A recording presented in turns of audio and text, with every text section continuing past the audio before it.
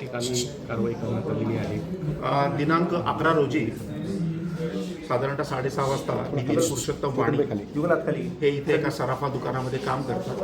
त्यांनी जवळजवळ 25 लाखाची कॅश घेऊन ते कोल्हापूर येथे सिल्वर खरेदीला जात होते।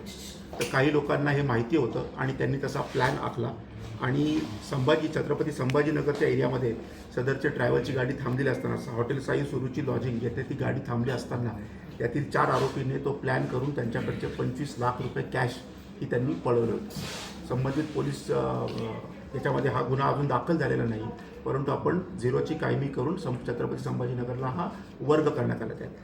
त्याच्या अगोदर स्थानिक गुन्हे शाखा जळगाव यांचे पोलीस निरीक्षक राहुल गायकवाड आणि त्यांच्या टीमने याच्यामध्ये 4 आरोपींना आज आपण अटक केली आहे। त्यांची नावं आहेत सोनू भगवान सारवान, शेख रहमान निसार, सचिन झांबरे, दशरथ चौधरी।